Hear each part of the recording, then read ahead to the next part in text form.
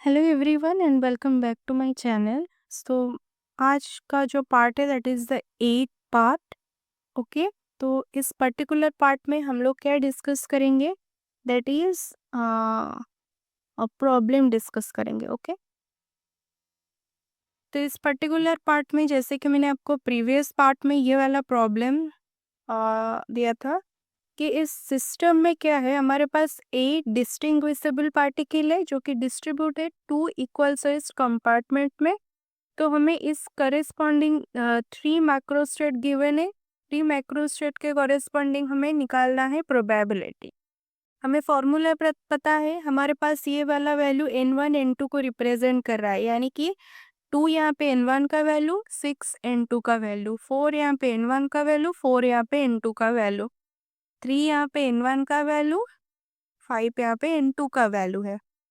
तो जब आप प्रोबेबिलिटी का फॉर्मूला आपको पता है, probability of n1 n2 macrostate का प्रोबेबिलिटी का फॉर्मूला क्या होता है कि टोटल नंबर ऑफ पार्टिकल का फैक्टोरियल ऊपर रहेगा, नीचे n1 का फैक्टोरियल रहेगा, n2 का फैक्टोरियल रहेगा and 2 to the power total number of particles.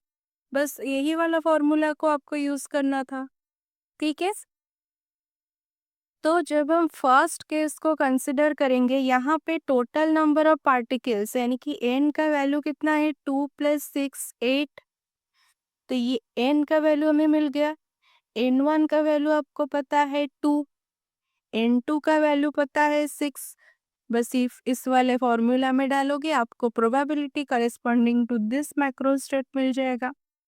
ठीक है, तो प्रोबेबिलिटी ऑफ 2 6 क्या आ जाएगा, 8 फैक्टोरियल, 2 फैक्टोरियल, 6 फैक्टोरियल, यहाँ पे 2 टू द पावर 8, ये वाला होगा 2 टू द पावर 8। इसको सॉल्व करेंगे तो हमें मिलेगा 7/64।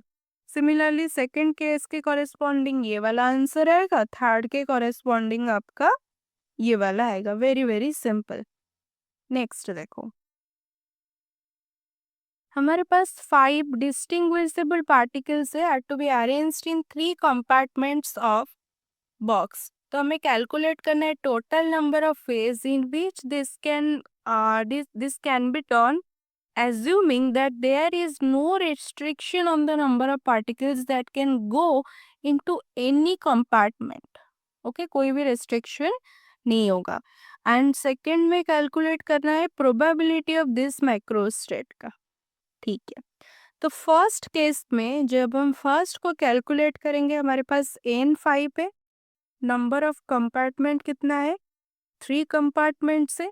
तो total number of ways arranging, अगर हम 5 पार्टिकल्स को 3 कंपार्टमेंट में अरेंज करेंगे तो क्या हो जाएगा, 3 to the power total number of particles.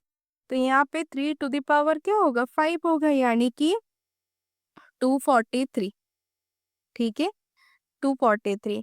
And third में हमें probability corresponding to this microstate 212 के कॉरेस्पॉन्डिंग निकालना है।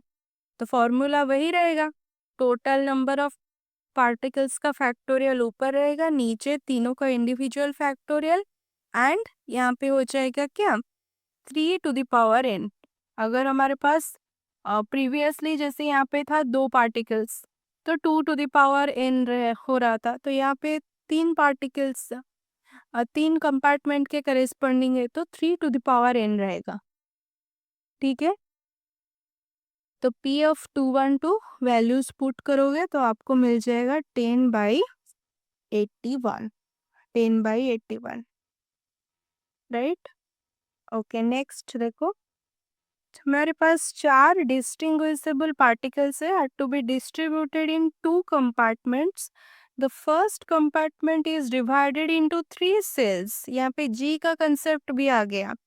And second compartment is divided into 2 cells. All the cells have equal priori probability and there is no number of particles that can go to any cell. So calculate the values of thermodynamic probability. W हमें calculate करना है, यहाँ पे 5 W's आपको given है, 5 W's आपको calculate करना है। हमारे पास ऑलरेडी फॉर्मूला है, ये वाला formula W of N1 N2 क्या हो जाएगा, टोटल नंबर ऑफ पार्टिकल्स का factorial, product of Gi to the power Ni and Ni factorial. यहाँ पे I का जो वैल्यू है दैट गोज फ्रॉम 1 to 2, यानी कि दो वैल्यूज दी है हमारे पास। ठीक है, तो इसको जब आप ओपन करके लिखोगे यहाँ पे आ जाएगा इसका n factorial G1 to the power N1 into G2 to the power N2, नीचे आ जाएगा N1 factorial into N2 factorial. तो अगर हम फर्स्ट केस के कॉरेस्पॉन्डिंग कैलकुलेट करेंगे W का वैल्यू, देखो यहाँ पे 4,0 है, यानी कि यहाँ पे N1 का वैल्यू आपका क्या है, 4 है, एंड N2 का वैल्यू कितना है, 0 है। ठीक है, तो और आपका n का वैल्यू कितना है, 4 प्लस 0 करोगे तो n का वैल्यू 4 आ जाएगा। G1 G2 का वैल्यू ऑलरेडी हमें क्वेश्चन में गिवन था, तो इस पर्टिकुलर फॉर्मूला में ये सारे के सारे वैल्यूज वगैरह डालोगे तो आपको इसका आंसर मिल जाएगा 81। तो case and similarly other cases को आप लोग भी कर सकते हो इजीली। ठीक है, ओके। नेक्स्ट देखो, 100 molecules of a gas are enclosed in a cubic volume. Let this volume be divided into two equal halves by means of an imaginary partition। एक imaginary partition हमें बोल रहा है कि imagine करो। Calculate the ratio of the times spent by the system in most probable state, जो कि 50,50 and macro state 45,55।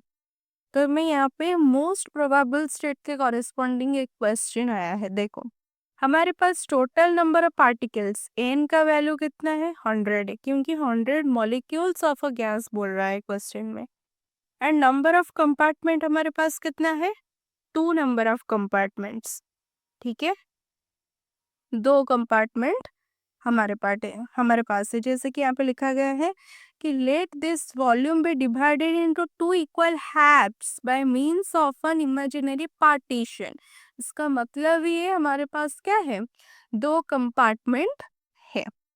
तो total number of microstate of the system, अगर हम माइक्रोस्टेट को कैपिटल एन कंसिडर करेंगे तो let the time spent bye the system in most probable state, वो कितना है,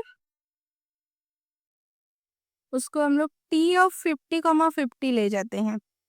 ठीक है, टी ऑफ 50,50, टी मतलब कि टाइम को हम लोग इस पर्टिकुलर माइक्रोस्टेट का टाइम को इस तरह से रिप्रेजेंट करेंगे। ठीक है, similarly time spent bye the system in this microstate को रिप्रेजेंट करेंगे टी ऑफ 45,55। तो जैसे कि हमें पता है कि हमने देखा था T observation, T of particular macrostate and probability of that particular macrostate के बीच में ये वाला रिलेशन था। यानी कि अगर हम T of N1 N2 by T observation करेंगे तो हमें पी ऑफ N1 N2 मिल जाएगा। तो ये वाला फॉर्मूला यहाँ पे यूज में आएगा, राइट। देखो तो अभी हम लोग N1 N2 का वैल्यू अगर 50,50 पुट करेंगे तो प्रोबेबिलिटी ये वाला इक्वेशन मिलेगा।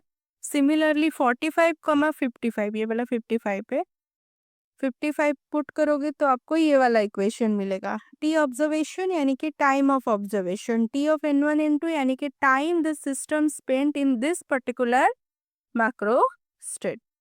तो अभी हम लोग इन दोनों इक्वेशन को अगर हम डिवाइड करेंगे, देखो हमारे पास दो इक्वेशन आ गए, ये एक इक्वेशन, ये एक इक्वेशन। ये दो इक्वेशन को अगर आप डिवाइड करोगे तो हमें ये मिलेगा, यहाँ से टी ऑब्जर्वेशन कैंसिल हो गया, तो हमें फाइनली क्या मिला कि T of this macrostate equals to probability and divided by ये वाला जो है वो इसके रेशियो के करस्पॉन्डिंग आ गया। एंड हमें पता है कि प्रोबेबिलिटी कैसे निकालते हैं, अगर N1 N2 मैक्रोस्टेट है, ऊपर आ जाएगा टोटल, नीचे इंडिविजुअल का आता है। ठीक है,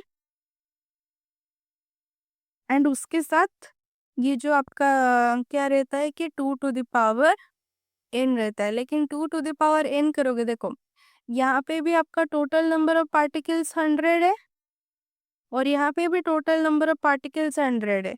तो जब आप 2 to the power 100 इसमें भी आएगा और 2 to the power 100 नीचे वाले में भी आएगा, तो वो दोनों क्या हो जाएगा, कैंसिल हो जाएगा। ठीक है, तो सिर्फ और सिर्फ इतना ही हमें चाहिए। तो यहाँ पे अगर मैं P 50 का वैल्यू कैलकुलेट करूँगी तो मुझे ये मिलेगा, P 45 का ये वाला आ जाएगा। यहाँ से 100 फैक्टोरियल कैंसिल, बस इसको हमें सॉल्व करना है। तो फाइनली हमें कितना मिलेगा, 1.63।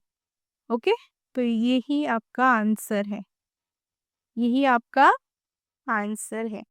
तो हमें क्या पूछ रहा था कि हमें रेशियो ऑफ किसका, the time spend by the system in this particular microstate by this state.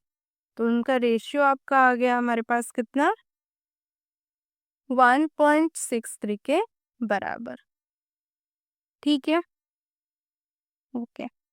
Next एक क्वेश्चन डिस्कस कर लेते हैं। Calculate the probability of drawing 3 queens in succession from the pack of cards.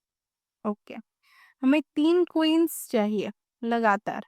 देखो, हमारे पास total number of cards कितना है, there are 52 cards, यानी कि total number of equally likely ways हमारे पास कितना है, 52। तो टोटल नंबर ऑफ क्वींस कितना होते हैं कार्ड में, 4 होते हैं, पता है सबको। तो प्रोबेबिलिटी क्या हो जाएगा, drawing a queen from the pack of cards that is 4/52 1/13 के बराबर है कि नहीं। तो now number of cards left in pack, अगर हम एक क्वीन को निकाल रहे हैं तो बाकी एक तो निकल गया, तो बाकी कितने कार्ड बचे, 52 में से एक माइनस करोगे तो हमारे पास अभी 51 कार्ड रहे। एंड अभी हमारे पास नंबर ऑफ क्वीन कितना है, एक तो चला गया, यानी कि हमारे पास 3 क्वीन है। तो probability of drawing the second queen, तो क्या हो जाएगा, 3/51 यानी कि 1/17। अभी हमने 2 क्वींस निकाल दिए, हमारे पास अभी और एक माइनस करोगे तो total number of cards left in the packet 50 आ जाएगा। एंड क्वींस हमारे पास कितने रहे, 3 में से और एक चला गया, 2 रहे। तो probability of drawing third queen क्या हो जाएगा, 2/50 यानी कि 1/25। तो हमें पूछ रहा था 3 क्वींस सक्सेशन में निकालना है, यानी कि probability of drawing 3 queens in succession क्या हो जाएगा, इन तीनों प्रोबेबिलिटी को आपको मल्टीप्लाई करना है। तो ये आपका आंसर रहेगा 1/5525। ठीक है, ओके ओके। ये वाला प्रॉब्लम देखो, calculate the percentage error in using Stirling's formula. यहाँ पे स्टर्लिंग्स फॉर्मूला आपको गिवन है, ये वाला फॉर्मूला होता है, n को 4 लेना है। तो जब आप n 4 लोगे तो यहाँ पे n फैक्टोरियल क्या हो जाएगा, 4 का फैक्टोरियल यानी कि 24। ठीक है, 24 एंड लॉग ऑफ 24 किस तरह से निकालते हैं कि लॉग का वैल्यू आपको पता है 2.3026 एंड लॉग ऑफ 24 का वैल्यू कैलकुलेट से आप लोग निकाल सकते हो। तो इसका आंसर आएगा 3.1781। ये तो हमने नॉर्मली कैलकुलेट किया। अगर हम स्टर्लिंग्स फॉर्मूला को यूज करके कैलकुलेट करेंगे तो हमें क्या वैल्यू मिलेगा, देखो। और इसका फॉर्मूला क्या हो जाएगा, यहाँ पे इनका वैल्यू 4 डालोगे तो क्या होगा, 4 log 4 माइनस 4, 4 इंटू लॉग 4 के जगह पर यहाँ पे इस तरह से आ जाएगा 2.3026। क्योंकि देखो यहाँ पे जो ln 4 लिखा गया है एंड इसका जो वैल्यू होता है 2.3026 log 4 के बराबर होता है, वो भी बेस 10। इसको याद रखोगे, ठीक है। तो इस पर्टिकुलर पार्ट में हमें log 4 का वैल्यू भी चाहिए मल्टीप्लाई करने के। तो यहाँ पे इसका वैल्यूज डालोगे कैलकुलेट से तो 1.5456 this is the value and this is again the value by using Stirling's formula. दोनों में फर्क है, यानी कि कुछ एरर हमें मिल रहा है। वो एरर क्या है, इन दोनों को आप लोग इसमें से इसको माइनस करोगे तो आपको एरर मिलेगा 1.6325। तो परसेंटेज एरर यानी कि जितना भी आपका एरर हुआ by original value this one into 100 करोगे तो 51.2% का एरर है। ठीक है, 51.2% का एरर है यहाँ पे। ओके, ये वाला प्रॉब्लम आप लोग ट्राई करना। 80 मॉलिक्यूल से हमारे पास of a gas are enclosed इन अ cubical volume. Let this volume be divided into two halves by means of an imaginary partition. हमें कैलकुलेट करना है रेशियो ऑफ, वही सेम टाइप का क्वेश्चन है कि भी जो भी हमने अभी डिस्कस किया। Ratio of time spent bye the system in most probable macrostate 40-40, macrostate 35-45। तो ये वाला प्रॉब्लम आपको ट्राई करना है। ठीक है, एंड यहाँ से हम लोग नेक्स्ट पार्ट से डिस्कस करेंगे एंड कुछ कंसेप्चुअल क्वेश्चंस को भी डिस्कस करेंगे। एंड ये वाला यूनिट हमारा last I think next part में ख़त्म हो जाएगा। ठीक है, so this is all for today, thank you.